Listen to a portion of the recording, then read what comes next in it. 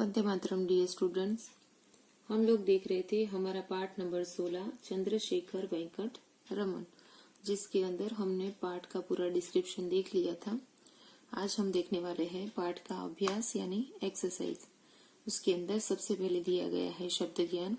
शब्द ज्ञान के अंदर पहले है शब्दार्थ यानी वर्ड मीनिंग। ज्यादातर सभी वर्डों के मीनिंग, सभी वर्ड्स के मीनिंग मैंने आपको चैप्टर को पढ़ाते हुए तो बता ही दिए हैं, परंतु रिटर्न में उसको एक बार देख लेते हैं। पहला वर्ड है प्रतिभाओ। उसका अर्थ होता है योग्यता से संपन्न व्यक्तियों। Okay, talented, talents. उल्लेखनीय। उसका अर्थ होता है उल्लेख करने या बताने योग्य, रिमार्केबल। सुसंस्कृत। उसका अर्थ होता है सुशील, विनम्र, कल्चरेड। होनहार। उसका अर्थ होता है योग्य, होशियार, प्रॉमिसिंग। अल्प आयु यानी कम आयु या फिर छोटी आयु या फिर यंग एज। प्रयोगशाला यानी वह स्थान जहां प्रयोग किए जाते हैं, जिसको इंग्लिश में कहते हैं लेबोरेटरी। समर्पण यानी त्याग, पूरी तरह स्वयं को अर्पित कर देने का भाव, जिसको इंग्लिश में कहते हैं डेडिकेशन। अध्यापन यानी पढ़ाने का कार्य या फिर पाठन, जिसको इंग्लिश में कहते हैं टीचिंग। प्रस्ताव यानी विचार के लिए रखी गई बात, जिसको इंग्लिश में कहते हैं ऑफर या फिर प्रपोजल। प्रतिबिंब यानी छाया, जिसको इंग्लिश में कहते हैं रिफ्लेक्शन। हल यानी समाधान या फिर उत्तर, जिसको इंग्लिश में कहते हैं सॉल्यूशन या फिर आंसर। सर्वोच्च यानी सबसे बड़ा, जिसको इंग्लिश में कहते हैं हाईएस्ट या फिर सुप्रीम। शारीरिक। उसका अर्थ होता है शरीर से संबंधित, फिजिकली। शब्दार्थ के नीचे दो मुहावरे दिए हैं, उसको भी हम देख लेते हैं। पहला मुहावरा है चकित करना। उसका अर्थ होता है हैरान कर देना। दूसरा है दांतों तले उंगली दबाना। उसका भी अर्थ होता है हैरान होना। अब हम अभ्यास में देखेंगे आगे। अभ्यास में आगे दिया गया है शब्दबोध, पाठबोध। पाठबोध के अंदर श्रुत लेख है यानी डिक्टेशन वर्ड है। ये वर्ड को सिर्फ हमें पढ़ना है और नोटबुक के अंदर लिखना है। सबसे पहला शब्द है महापुरुषों, प्रतिभाओं, उल्लेखनीय, वैज्ञानिक, सुसंस्कृत, प्रारंभिक, कार्यालय, प्रयोगशाला और प्रतिबिंब। अब देखेंगे मौखिक प्रश्न यानी ओरल क्वेश्चंस। उसके अंदर प्रश्न 1 है प्रश्नों के उत्तर बताओ, आंसर द क्वेश्चंस। इसके अंदर 1, 2, 3, 4 मौखिक प्रश्न है। पहले चारों मौखिक प्रश्नों को हम लोग साथ में पढ़ते हैं, फिर उसके उत्तर को एक साथ देखेंगे। हमारा प्रश्न क है चंद्रशेखर वेंकट रमन का जन्म कब और कहाँ हुआ था। प्रश्न ख है वेंकट रमन की प्रारंभिक शिक्षा कहाँ हुई। प्रश्न ग है उनके माता पिता का नाम बताओ। और प्रश्न घ है रमन को कॉलेज में देखकर अध्यापक हैरान क्यों होते थे। अब हम देखेंगे मौखिक प्रश्नों के उत्तरों को। हमारा प्रश्न क था चंद्रशेखर वेंकट रमन का जन्म कब और कहाँ हुआ था। तो उसका उत्तर आएगा चंद्रशेखर वेंकट रमन का जन्म 7 नवंबर 1888 में तमिलनाडु के तिरुचिरापल्ली शहर में हुआ था। अब देखेंगे प्रश्न ख। हमारा प्रश्न ख था वेंकटरमन की प्रारंभिक शिक्षा कहाँ हुई?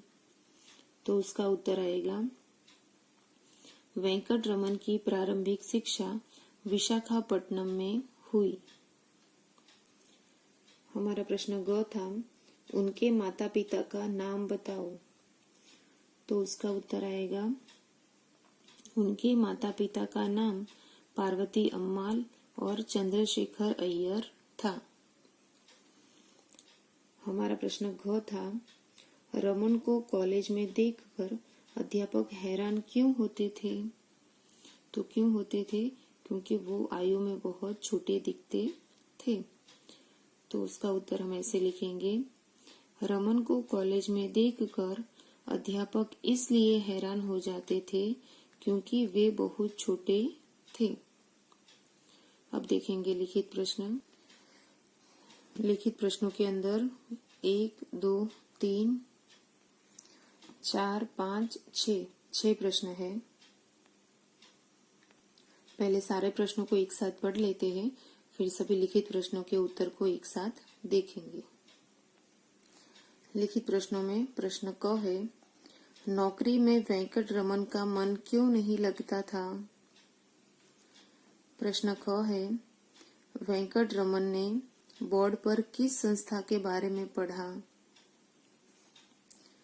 प्रश्न ग है, उन्हें प्रयोगशाला में कार्य करने की अनुमति किस आधार पर मिली? प्रश्न घ है, सागर के नीले जल को देखकर वेंकटरमन ने क्या सोचा?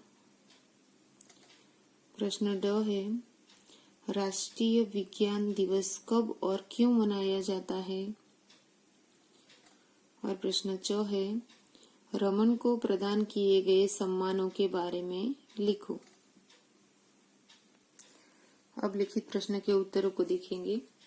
हमारा प्रश्न क था कि नौकरी में वेंकटरमन का मन क्यों नहीं लगता था?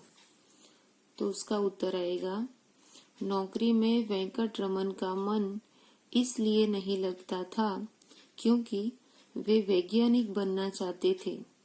उन्होंने वैज्ञानिक बनने की सुविधाओं के अभाव में परीक्षा पार कर नौकरी पाई थी। उनका मन क्यों नहीं लगता था? क्योंकि वो वैज्ञानिक बनना चाहते थे, परंतु सुविधाओं के अभाव के कारण वो परीक्षा पास कर लेते हैं और नौकरी ले लेते हैं, इसीलिए। हमारा प्रश्न ख था, वेंकटरमन ने बोर्ड पर किस संस्था के बारे में पढ़ा? तो उसका उत्तर आएगा, वेंकटरमन ने बोर्ड पर the Indian association of cultivation of science संस्था के बारे में पढ़ा। हमारा प्रश्न ग था, उन्हें प्रयोगशाला में कार्य करने की अनुमति किस आधार पर मिली? तो किस आधार पर उनको कार्य करने की परमिशन मिली थी, अनुमति मिली थी? तो उसका उत्तर आएगा, पहली ही मुलाकात के आधार पर संस्था के सचिव ने उन्हें प्रयोगशाला में कार्य करने की अनुमति दे दी। यानी पहली ही मुलाकात में उनको वेंकटरमन की प्रतिभा के बारे में पता चल गया और उन्होंने उनको प्रयोगशाला में कार्य करने की अनुमति दे दी। हमारा प्रश्न घ था, सागर के नीले जल को देखकर वेंकटरमन ने क्या सोचा? तो उसका उत्तर आएगा, सागर के नीले जल को देखकर वेंकटरमन ने सोचा, आखिर सागर का रंग नीला ही क्यों है? कोई और रंग क्यों नहीं? क्या सागर आकाश के प्रतिबिंब के कारण नीला प्रतीत हो रहा है या सूर्य के प्रकाश के कारण यह नीला दिखाई पड़ता है? ओके, तो सागर के नीले जल को देखकर वो उसके नीले रंग के बारे में सोचते हैं। हमारा प्रश्न ड था, राष्ट्रीय विज्ञान दिवस कब और क्यों मनाया जाता है? तो उसका उत्तर आएगा, राष्ट्रीय विज्ञान दिवस 28 फरवरी को वेंकटरमन के प्रति सम्मान प्रकट करने के लिए मनाया जाता है। ओके, सम्मान प्रकट करने के लिए 28 फरवरी को मनाया जाता है। क्योंकि क्या किया था उन्होंने उस दिन? उस दिन उन्होंने उनकी रमन प्रभाव वाली खोज पूरी हुई थी। ओके, तो इस दिन को राष्ट्रीय विज्ञान दिवस मानकर मनाया जाता है। हमारा प्रश्न चौथा, रमन को प्रदान किए गए सम्मानों के बारे में लिखो, यानी उनको कौन कौन से सम्मान दिए गए थे। तो उसका उत्तर आएगा, ब्रिटिश सरकार ने रमन को सर की उपाधि से विभूषित किया।